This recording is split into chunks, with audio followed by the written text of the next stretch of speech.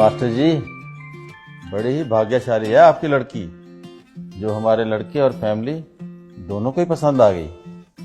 न जाने कितनी लड़कियां देखी हैं इसने, पर कोई लड़की पसंद ही नहीं आई आपसे पहले।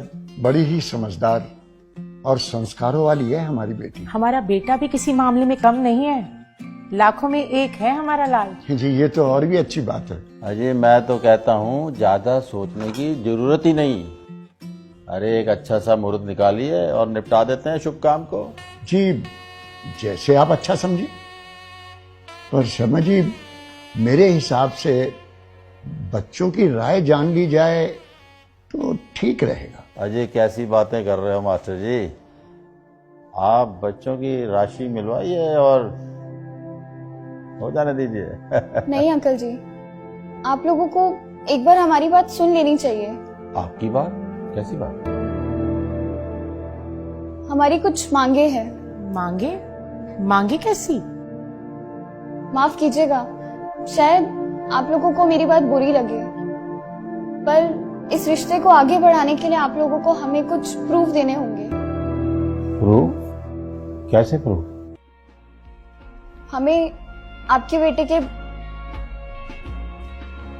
मेडिकल रिपोर्ट्स चाहिए और आपके बेटे के एजुकेशन और इनकम के प्रूफ चाहिए।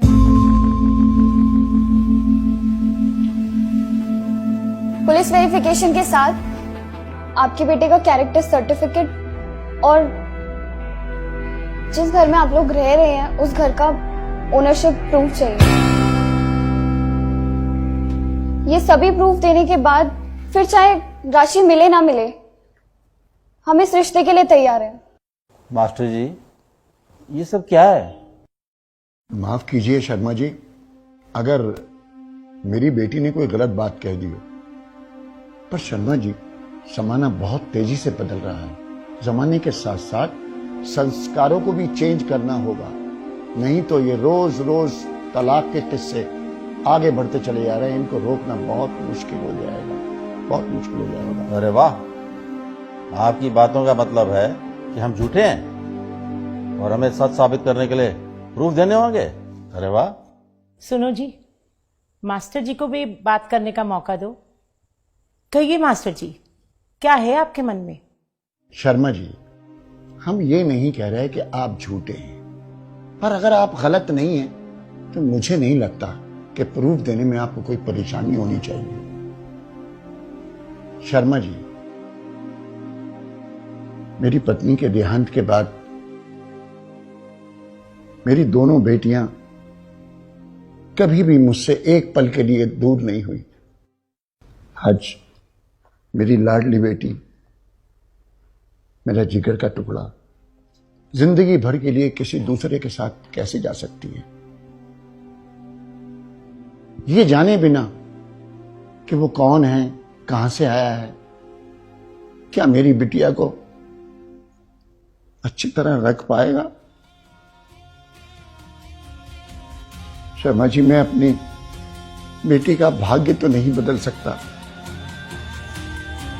लेकिन उसके अच्छे भाग्य के लिए प्रयास तो कर ही सकता हूं, प्रयास तो कर ही सकता हूं।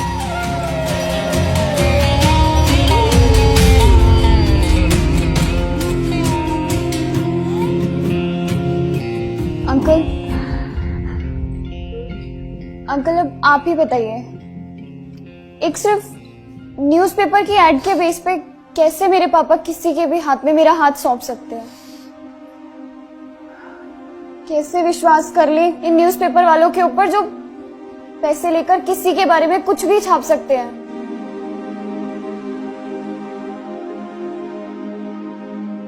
अंकल, मैं एक लड़की हूं और शायद आप लोगों को मेरा बोलना अजीब लग रहा होगा, पर अंकल आपको पता है आजकल सिर्फ 23% तलाक विचार ना मिलने की वजह से और 77% तलाक झूठ के बुनियाद पे रिश्ते बनने की वजह से हो रहे हैं। हम लोग भेड़ चाल की तरह बेटी बचाओ बेटी पढ़ाओ के चक्कर में बेटियों को बसाना भूलते जा रहे हैं।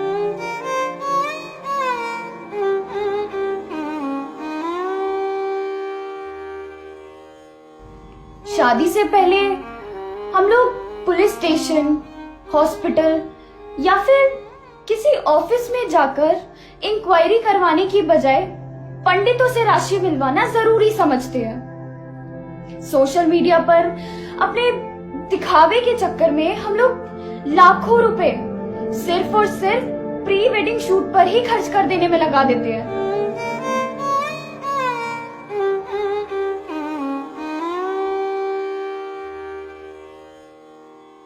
हमारे हिसाब से प्री वेडिंग शूट के बजाय अगर प्री वेडिंग इंक्वायरी पर ध्यान दिया जाए तो शायद ये तलाक के किस्से कुछ कम हो सकते हैं। और अंकल, हम ये नहीं कह रहे हैं कि लड़के या लड़के वाले ही गलत होते हैं। ताली दोनों हाथों से बजती है। इसलिए आपके प्रूफ लेने से पहले हम आपको वो सारे प्रूफ देना चाहते हैं जो हम लोगों ने आपसे मांगे हैं।